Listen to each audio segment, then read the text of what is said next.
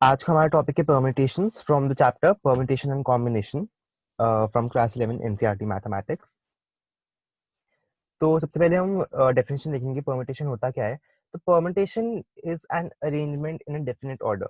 इसका मतलब क्या है कि कोई भी हमारे पास कोई ऑब्जेक्ट्स हैं, हम उसको उनको एक अरेंज करें एक डेफिनेट ऑर्डर में, यानी कि पहले एक ऑब्जेक्ट है, फिर दूसरा है, फिर तीसरा है, एक डेफिनेट ऑर्डर है उन ऑब्जेक्ट्स के पास। तो वो अरेंजमेंट देना किसी भी like an number of objects को ऐसा कोई, या फिर मतलब किसी भी पर्टिकुलर नंबर ऑफ ऑब्जेक्ट्स को ऐसा एक अरेंजमेंट देना is called permutation. For example, हम अगर 0 से 9 में तीन नंबर्स पिक कर लें, सपोज कर हमने 3, 6 और 8 पिक कर लिया। Now arranging them in definite order, तो 3 6 8 की एक परमिटेशन है 3 6 8, next permutation would be 6 3 8, one more permutation would be 8 3 6। ऐसे ऐसे बहुत सारी परमिटेशंस पॉसिबल हैं। तो दिस 3 6 8 इज वन परमिटेशन। इसका मतलब क्या है कि इसका हमें 3 6 और 8 तीन डिजिट्स का एक पर्टिकुलर ऑर्डर दिख रहा है, ये पहले 3 आ रहा है, फिर 6 आ रहा है, फिर 8 आ रहा है, तो ये एक परमिटेशन हो गई। नाउ विल सी कि when all the objects are distinct, जब सारे ऑब्जेक्ट्स एक दूसरे से, मतलब कोई भी ऑब्जेक्ट सिमिलर नहीं है, सारे ऑब्जेक्ट्स डिस्टिंक्ट हैं, तो हम परमिटेशन कैसे, नंबर ऑफ परमिटेशंस कैसे निकालेंगे। तो सपोज करो हमारे पास कि एन ऑब्जेक्ट्स हैं और हमें उनमें से कोई भी आर उठाना है और उनकी परमिटेशंस, नंबर ऑफ परमिटेशंस लाने हैं, ऐसे मतलब कितने पॉसिबल परमिटेशंस हो सकते हैं। तो उसका हमारे पास फॉर्मूला ये आ जाता है, n into n minus one into n minus two into n minus three, ऐसे करते करते n minus r plus one तक। तो these are the number of permutation जो हम बना सकते हैं। और ये हमारे पास कैसे आता है, हम कहते हैं कि सपोज कर लो हमारे पास आर स्पॉट्स हैं जहाँ हमें ऑब्जेक्ट्स को डालना है, और हमारे पास एक बैग ऑफ ऑब्जेक्ट्स है। हमने क्या किया कि फर्स्ट फर्स्ट स्पॉट पे गए, उसके लिए हमें पता है कि हमारे पास एन ऑब्जेक्ट्स है, हम एन ऑब्जेक्ट्स में से कोई भी ऑब्जेक्ट यहाँ पुट कर सकते हैं। तो उसके नंबर ऑफ फेस एन हुए, बिकॉज एन ऑब्जेक्ट्स हैं, तो हर एक ऑब्जेक्ट एक तरीके से हम वहां रख सकते हैं। तो हमारे पास एन तरीके आ गए जिससे कि हम यहाँ कोई भी ऑब्जेक्ट प्लेस कर सकते हैं। अब हम इस पे गए नेक्स्ट स्पॉट पे, अब हमें पता है कि एक ऑब्जेक्ट इन एन में से फर्स्ट फर्स्ट पोजिशन पे ऑलरेडी जा चुका है। तो हम वो सेम ऑब्जेक्ट तो यहाँ नहीं रख सकते क्योंकि ऑल ऑब्जेक्ट्स डिस्टिंक्ट हैं। तो एक ऑब्जेक्ट हमने उठा के यहाँ रख दिया, तो यहाँ पे n माइनस वन बचे, और हमें पता है कि n माइनस वन से कोई भी में से कोई भी आ सकता है, तो हमने कहा कि उसके n माइनस वन वेज हुए। Similarly we will go on rth spot तक। जब हम rth स्पॉट पे फिल करेंगे, हमारे पास n minus r plus one objects बचेंगे बैग में, तो उसके नंबर ऑफ फेज इतने ही होंगे। और ये सब मल्टीप्लाई में होता जाएगा, बिकॉज पहले को फिल करने के n तरीके हैं, सेकंड को फिल करने के n माइनस वन तरीके हैं, तो इन दोनों को फिल करने के n to n minus one तरीके होंगे। इस एग्जांपल हम ऐसे ले लेते हैं कि सपोज करो हमारे पास तीन ऑब्जेक्ट्स हैं, हमने फर्स्ट पोजीशन पे फिल करने के हमारे पास तीन तरीके हैं। सपोज करो ऑब्जेक्ट्स ए बी सी हैं, तो हमने सपोज करो फर्स्ट पोजीशन पे ए फिल कर दिया। अब नेक्स्ट पे बी और सी में से हमारे पास दो तरीके हैं, ए बी और ए सी। सिमिलरली बी ए सी, बी सी ए, और सी बी ए और सी ए बी। तो ऐसे करके हमारे पास मल्टीप्लिकेशन में आता रहेगा, तो number of object, number of face, तो एन में हमारे पास ये रिजल्ट आ जाएगा।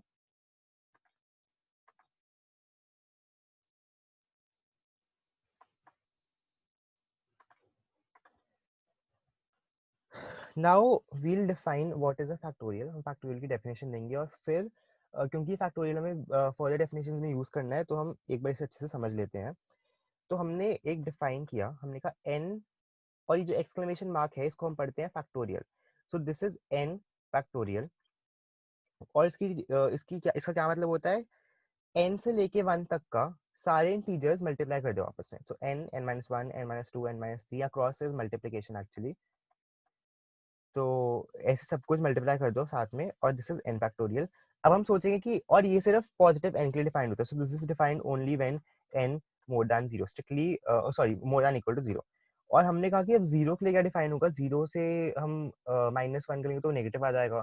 तो जीरो के लिए बाय डेफिनेशन में zero factorial is equal to one define कर दिया, दिस विल आल्सो यूज। और अब हमने एक छोटी सी प्रॉपर्टी डिराइव की, which would be n factorial is equal to n into n minus one factorial। ये हमारे पास कैसे आया, हमने n factorial को खोल लिया, n, n minus one, n minus two, n minus three. अब हमने ये सारी टर्म्स को क्लब कर लिया, n को हमने अलग से लिख लिया, और ये सारी टर्म्स हमें आसानी से दिख जाता है कि this is actually n minus one factorial। तो n factorial is equal to n minus one, n into n minus one factorial हमारे पास यहाँ से ये हमने डिराइव कर लिया। Moving on to permutation in terms of factorial. अब हमने फैक्टोरियल की डेफिनेशन परमिटेशन के फॉर्मूला में यूज करनी है। तो हमें पता है कि एनपीआर सिंबल होता है permutations of n distinct objects taken r at a time, उसका ये डोनेशन होता है एनपीआर। और दिस कोरिस्पॉन्ड्स टू व्हाट, हमने ये पहले देख लिया इससे पिछली स्लाइड में कि ये वाला फॉर्मूला हमारे पास आता है एनपीआर का। और अब हमने इसे कन्वर्ट करना है फैक्टोरियल फॉर्म में। तो हम यहाँ देख सकते हैं कि यहाँ पे हमारे पास n माइनस आर से लेके 1 तक की टर्म्स मिसिंग है। तो फॉर हमें एक बार देख लिया तो हमने वो मल्टीप्लाई करके देखा एक बार दोनों में, न्यूमरेटर डिनोमिनेटर में, और न्यूमरेटर जो आया वो हमारे पास कंप्लीट n फैक्टोरियल आ गया। और इन फैक्ट डिनोमिनेटर भी हमारे पास complete n minus r factorial आ गया, क्योंकि n माइनस आर से लेके 1 तक की सारी टर्म्स है। हम माइनस माइनस 1 करते हैं तो सारी टर्म्स हैं। तो npr का फॉर्मूला हमारे पास आ गया n factorial upon n minus r factorial. अब हम वो वाला केस देखेंगे जब रेपिटेशन अलाउड है। सो बेसिकली हमारे पास n ऑब्जेक्ट्स हैं, हमें r ऑब्जेक्ट्स की परम्यूटेशंस लिखने हैं, और रेपिटेशन अलाउड है, यानी कि एक ऑब्जेक्ट कितनी भी बार अपीयर हो सकता है। तो हमने कहा कि that will be equal to n raised to power r। कैसे? बिकॉज हमारे पास यहाँ r स्लॉट्स हैं। अब इररिस्पेक्टिव ऑफ कौन से स्लॉट की हम बात कर रहे हैं, हर स्लॉट के पास हमेशा n चॉइसेस होंगी। So there will be n ways to fill that slot irrespective of what slot it is. तो हमारे पास n into n into n into n करके ऐसे r बार आएगा, तो n raised to power r हमारे पास आंसर आ गया। Now permutations when all the objects are not distinct. So basically क्या है कि हमारे पास कुछ कुछ ऑब्जेक्ट्स हैं, n ऑब्जेक्ट्स हैं, हमें उसकी परमिटेशंस निकालनी है, बट हमें पता है कि वो सारे सारे डिस्टिंक्ट नहीं है। तो हो सकता है कि हमारे पास एक बैग है n फ्रूट्स का, उसमें से सपोज 10 फ्रूट्स का बैग है, उसमें से 7 एप्पल्स हैं, एक ऑरेंज है, एक ग्रेप है, और एक मेलन है।